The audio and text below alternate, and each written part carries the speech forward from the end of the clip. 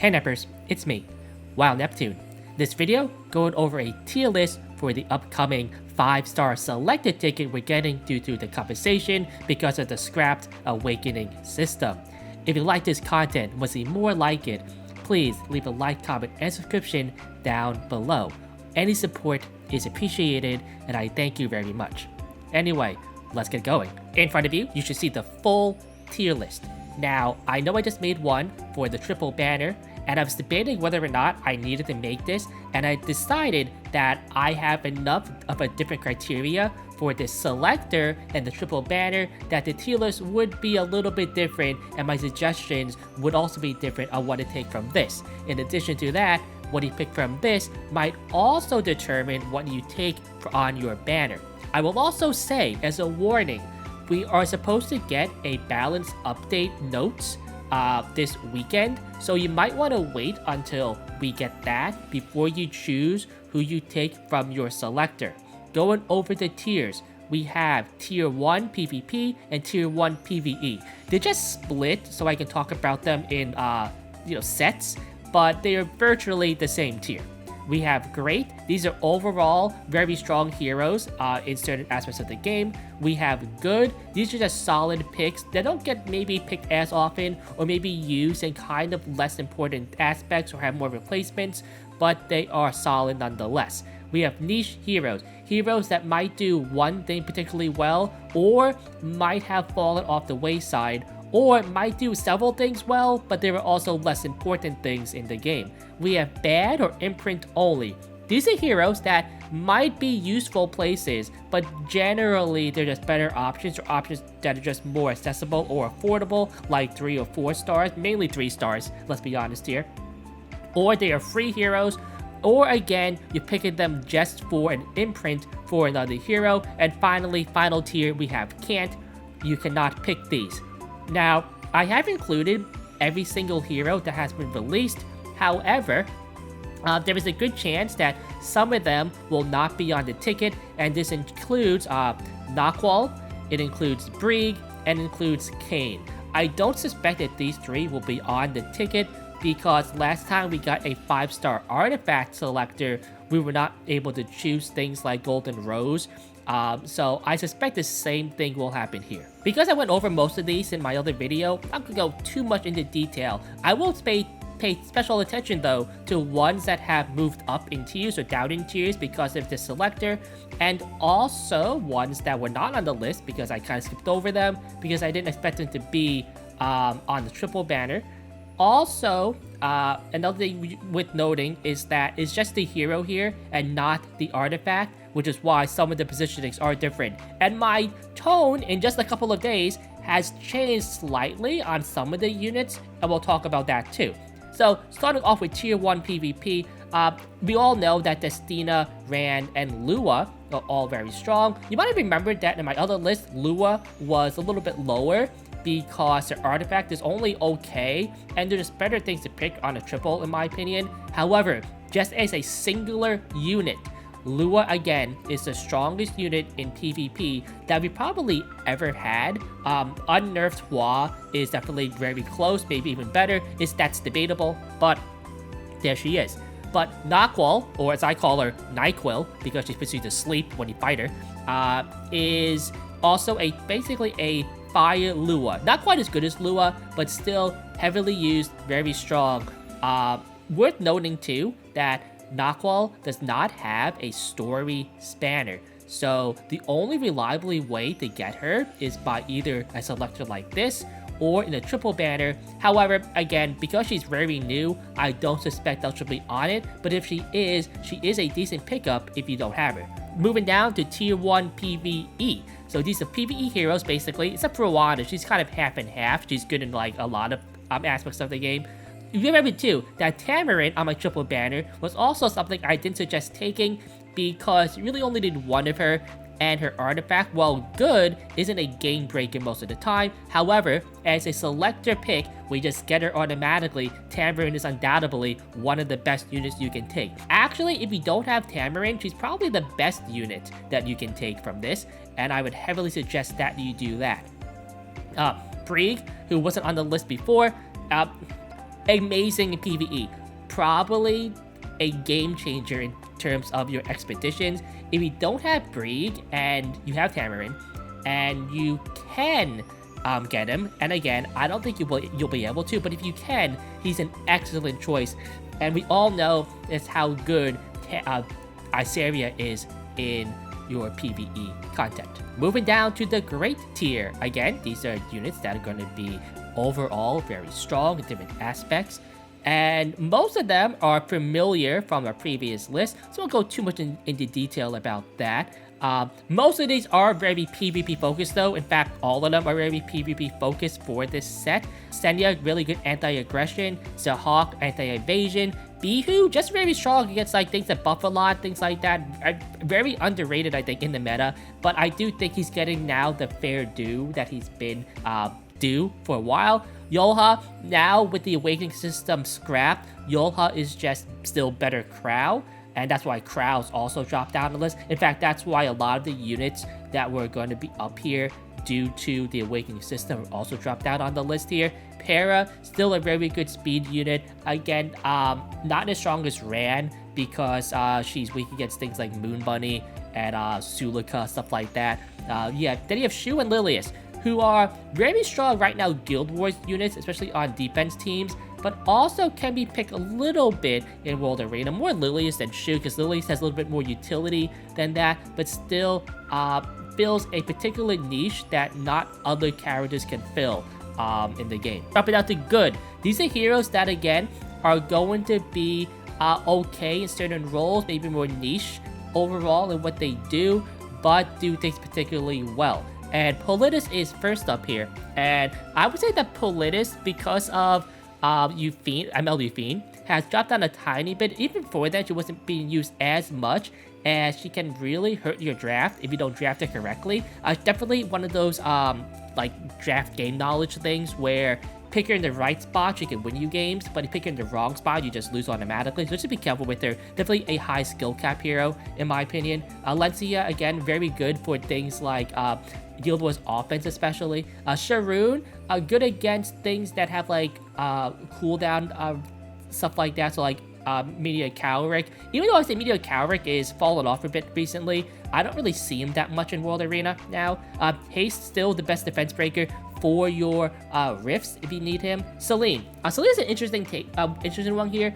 I am not really sure where to place her, because is she a good hero right now? No. But she's really good at like lower ranks. Arya, strong final pick. Good in Guild Wars offense and stuff like that.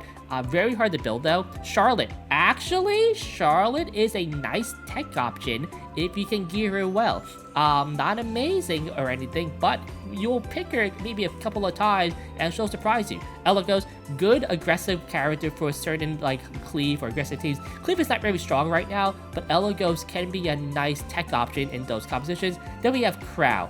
Crow kind of just barely hangs here, because one, yes, Yolha, who's just better, and two, the Knight, I would say, set is just so stacked right now with LRK, with Yolha, with Arrowell. Also, Crow's element does hurt him a little bit, because the most popular Knight counter in the game is Galililius, so Crow just kind of dies to her, like, automatically. I mean, let's be fair here. Every knight besides Arrowell pretty much dies there automatically, but Crow even more so.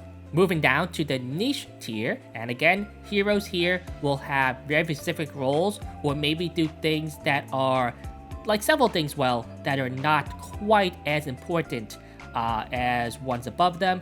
And then we have Elena. So Elena, actually, I did use her before, recently in RTA, and you know what? She actually won me a match. Now, is it gonna happen a lot? No. It's like once every like 90 matches, whatever. But you know, you might use her occasionally. She's a fun tech option you can throw in. Lulika. So Lulika's one of those heroes that is very good in a lot of PvE actually. But it's a lot of like not important, I won't say not important PvE, but it's things where you can kind of replace her if you want to. Now that being said, Lulika is a water unit with defense break and an AoE, and water units for Corcanis are actually kind of hard to come by, so Luluca might be okay there. Not enough to take her over like anything above her, but it's something you might want to consider. Abigail, kind of a neat tech option overall, can work into certain drafts and stuff like that, but I would say Abigail is also one of those higher skill testing units like Politis is, only a little bit less useful, I would say, overall. Arunka, good in like Guild Wars offense, some flag offense too for Arena. Too dangerous to use right now in like real PvP RTA. Command Mandalika. I would say that I'm lower on her now than I was on my previous list just a couple days ago. I don't see her at all. Now, there are some matches where she'd be really good in, obviously, but do you want to dedicate your speed gear to her, to a unit that you're only going to use like once every like maybe 50 fights? Probably not, but she's here. Units like Ida and Flan, so these cleave units, Flan is still used sometimes, but Ida has basically fallen off the wayside, but she is still okay if you need it for like a cleave comp. I'll get the Kane in a second here at the end, but Kayron, just a strong overall unit, like historically again, but not really seeing the best spot right now because there really isn't any cleave for him to counter right now. Ken, okay for your Rift, a good Ancient Inheritance unit, stuff like that. I guess an Imprint for ML Ken. Kisei, strong aggro unit, especially with Ahmed, but again, cleave is not that strong. If you have Ahmed though, Kisei is one of the most common partners for her. You have Tenebria and Sage, and not Sage Ball, Regular Ball. I would say that I moved them up from like bad to here for this selector because they are good in some PvE content, like Luluca. They're basically like around the Luluca point. I would say Luluca though is a little bit better in more spots, which is why they're a little bit farther down on the list. You have Tywin. If you have a way to use Tywin effectively, good for you. I tested him out a lot. I can't figure him out, so I don't know. Then you have Vildred, just a nice cleave cleanup overall if you want to cleave. Really need his imprint though, so be mindful of that. Now, let's go back to Kayn though, because Kayn is really the big outlier here and the one I want to talk about the most.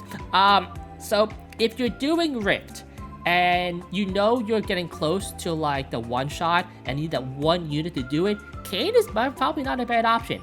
However, again, because he's the newest unit here, he's probably not going to be on Selector, so don't count on taking him. But if you can take him, then he's okay, right? He's down here because he's only good for one thing in the game, and that thing is going to be leaving the game in like a few months. But, you know, like, I would be tempted myself to take him if he was available, because I really kind of want to move my Jacko off of PvE duty, so there's that. And finally, we have Bad or Imprint only. These are just heroes that are not going to be too effective overall. They might have some uses, like yes, Chloe can be used in some one-shot comps. Yes, Cecilia can be used for like Green Expo and certain things like that. Like yes, people can use Sez sometimes. Things like Ilinov can do some injury comps, like Red Cowrick can be used as a speedster against certain teams, stuff like that. But in the long run, these are not units I suggest taking. Now, particular interest though are ones used for imprints, and these particular are going to be your Vivian, your Shermia, your Violet, and stuff like that. Mainly because both Violet and the Vivian, their ML counterparts have crit chance as their imprint, and of course LHC is one of the best ML versions around. Same with Euphine. ML Euphine is one of the best MLs around too. Dilibet also has a crit chance imprint, so Lilibet is good there. And Dilibet, I think right now is kind of underrated as a tech option for certain things. I do feel that if Cleave ever comes back, Dilibet's stock rises up like much more too. So just be aware of that. Now, if you have a lot of heroes and you're not really sure which one to take, I would look at the side story list here and see what heroes have side stories that you can pull them on.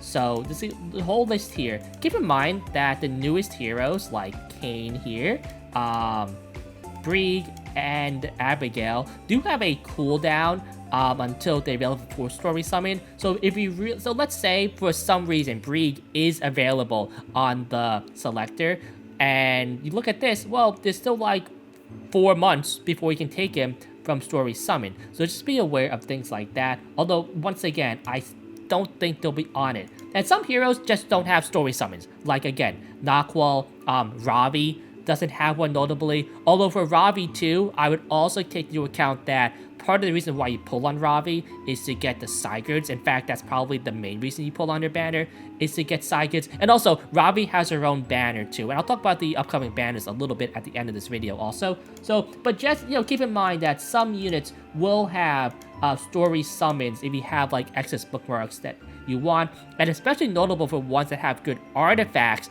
that you might want to pick up. You will just get a lot of these. Like a lot of these story summoned currency things that you can use to open up the banners, because let's be real here, most people, they won't use these outside of like something for like Tamarin or like maybe one other unit too at the start of the game, so you'll eventually just get a lot of these stocked up. Another thing I'll say is don't take a hero you're missing just because you're missing them. Like, see here, I'm missing Kane because I don't really need him right now. I'm also missing Flan because I just never pulled one. And Flan and Kane are actually the only 2 RGB 5 stars besides Cold Lab characters, because I miss FMA, that I'm missing. However, I am probably not going to pick Flan because I don't really have a need for her right now, and she's really not that great at the moment. And personally for me, I don't actually know right now which unit I'm going to take. Again, I would wait until we see what the balance update is going to be this weekend before you take from this selector, but don't feel the need to fill your journal unless, like maybe if you have everything already, need that one hero to fill the journal, yes, do that, okay? But like, big flex. But for most players, I would say probably not something that you have to do. Now, we also know that Ravi and Tenebria are both coming out on banners, and normally I would say, you know what, if you need some side goods, stuff like that, Ravi's not that bad to pull on if you need them. However, as we know, we do have the triple banner too, and I can't recommend pulling on either of these, especially Tenebria, because of the triple banner, and you want to be pulling on that. Keep in mind too, that it was revealed that Fumyr is coming out next week, and you're probably going to want to save some for her also. We don't know her kit yet, but we have seen her artifact and such, so just be prepared. Anyways, I'm Wild Neptune. It's been a good one. Nep out.